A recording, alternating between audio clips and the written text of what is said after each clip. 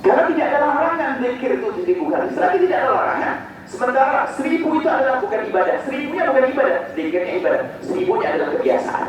Kebiasaan gak ada bid'ah. 1000. Makanya kadang salah, 1000 kok jadi ibadah. 1000 bukan ibadah, bilangan 1000 bukan ibadah. Bilangan 1000 adalah kebiasaanku adalah 1000. Ibadahnya apa? Zikirnya. Oke, yang sebelah 1500. Oke.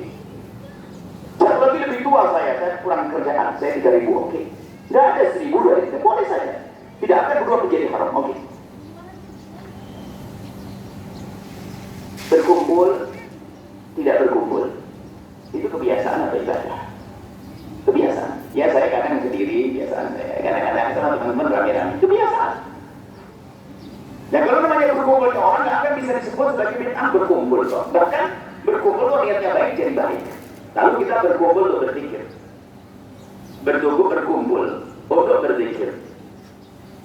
Mereka biasanya mencari-cari agar ini adalah masuk bid'ah dengan cara memberikan istilah baru untuk bid'ah, ada bid'ah dan sebagainya. Jadi berkumpul itu biasa, kebiasaan manusia ya berkumpul manusia. Masa kumpul sama kucingnya manusia. Ada kebiasaan, sudah kita putuskan kebiasaan nggak akan dihukumi apa? Bid'ah.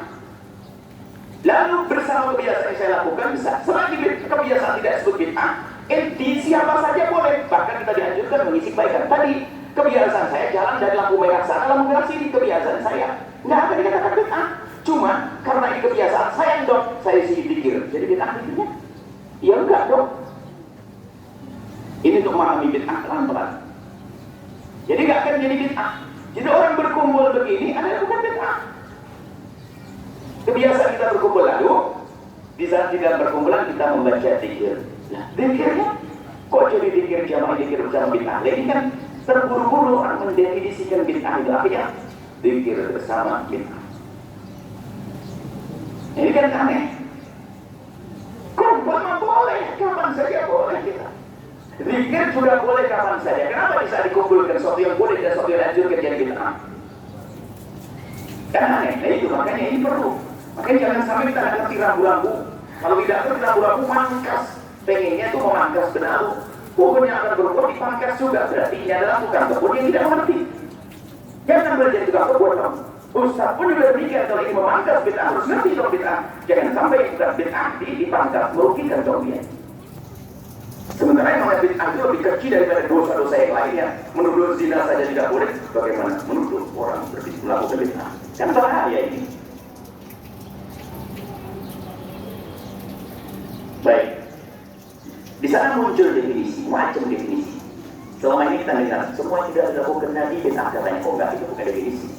Bahkan tidak ada faidah mulai dari zaman dulu sampai sekarang faidah yang benar. Enggak pernah ada faidah yang tidak pernah dilakukan Nabi adalah bid'ah, enggak ada. Bahkan tidak ada yang mengatakan yang tidak dilakukan Nabi adalah dosa, tidak ada. Mana ada faidah yang mengatakan dosanya? Semua yang tidak dilakukan Nabi kalau kita lakukan adalah dosa, tidak ada itu. Menyiksa orang itu. Masa semua yang tidak dilakukan Nabi kita lakukan dosa? Bukan banyak dosa banget ini.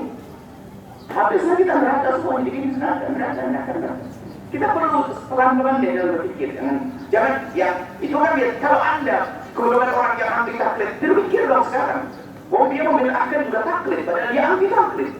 Kan aneh banget. Dia itu paling tidak senang taklid bid'ah, tapi dia bertaklid demi bid'ah begitu.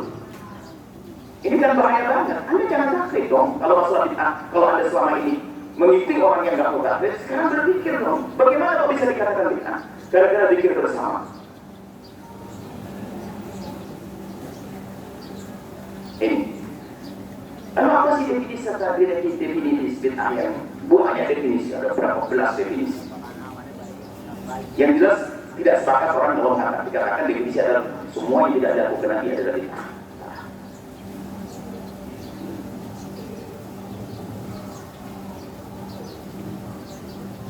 Dan juga bukan, tidak ada kalimat semua kebaikan yang tidak dilakukan Nabi lalu dilakukan oleh manusia adalah bid'ah. Tidak ada itu semua. Tidak ada. Kebaikan, bahasanya begini, sahabat Nabi adalah paling bersen. Kalau memang hal itu boleh dan dianjurkan, tentu sahabat Nabi lebih dulu dalam melakukannya. Ini biasa gaya. Setiap tempat berbeda-beda kondisi keadaan. Sehingga nanti yang dihukumi bid'ah semakin banyak karena dia tidak mengerti tentang bid'ah. Bahkan kalau kita kembali kepada definisi, termasuk mereka yang membid'ah-bid'ahkan, dia mengambil definisi juga tidak lepas dari definisi, misalnya paling masyhur definisinya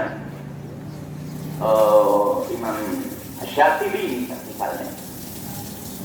Jadi mereka itu kalau menghukumi bid'ah itu kayak Imam Syatibi, yang bahkan beliau dalam kitabnya itu merinci tentang bid'ah bermacam-macam. Biarpun karena sebagian orang mengambil yang suka saja, tidak tuntas bacanya sampai akhir, sehingga main pangkas begitu, menghukumi bid'ah sama tidak begitu. Kalau Imam Syatibi mendefinisikan, di antara definisinya ada ini yang definisi yang ditonjolkan. Saya dulu berkata bahwasanya bid'ah itu adalah thariqatun fid-din, cara beragama. Orang tidak ada. Mukhtara'atun, tiada-ada. Ngarang dia. Jadi itu mukhtara'atun, ngarang. Zikir kok ngarang? Ini zikir soalnya ada diajar nanti benar. Mukhtara'atun, ngarang-ngarang. Tuduh syariat atau untuk menandingi syariat. Yuqsadu bisuluk yang ada tujuannya ngapain orang itu membuat ibadah baru itu. Al-mubalaghatu fi ta'abbudi, berlebihan karena kurangnya masa antara zuhur dengan subuh itu jauh banget kosong. Saya bikin sholat baru deh, sholat setengah zuhur. Kenapa? Ada waktu saya. Itu mubalagh fi ta'abbud. Nah, kalau kembali kepada definisinya Imam Asy-Syatibi ini, sangat susah untuk masukkan ke dalam bid'ah. Kenapa? Thariqatun fid-din, harus cara beragama. Mukhtara'atun dibuat-buat. Maksudnya dibuat-buat, dikembalikan kepada hadis, gak bisa kepada Quran, gak bisa, gak ada, gak bisa dikembalikan. Sama sekali gak bisa dikembalikan. Dan punya tujuan untuk berlebih, karena merasa tidak cukup, agama ini kurang. Dan kurangnya daripada Nabi. Nah itu, kalau itu definisinya itu susah. Dan kalau ada orang melakukan zikir bersama, zikir jama'i contohnya. Dan kita tahu kalau tidak pakai rame-rame itu tidur, sebelahnya tidur, rame-rame la ilaha illallah, la ilaha illallah, saling dengar bergema takbir, bergema berzikir. Nah demikian, ini diajarkan Nabi berzikir. Hanya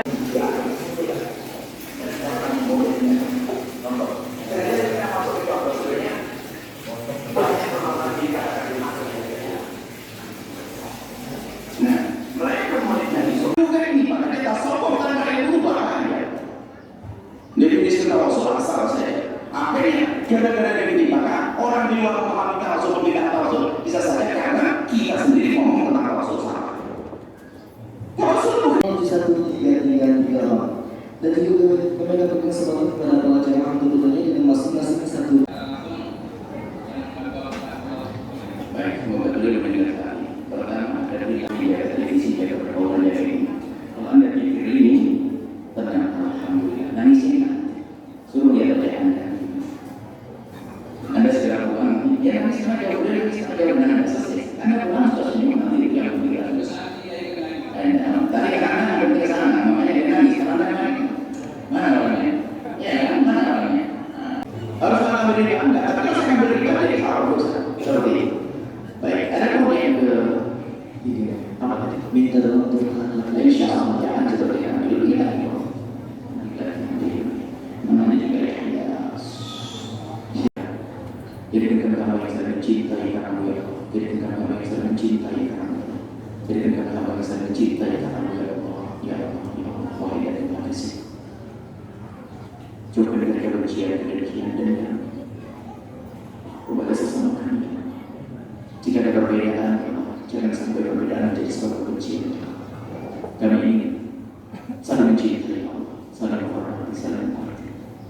Dan kami mohon ya Allah, jika ada orang mengganggu kami, mungkin kami mengucapkan ampuni mereka ya Allah, karena mereka umat terkasih. وصلى الله على سيدنا محمد وعلى اله وصحبه وسلم والحمد لله رب العالمين.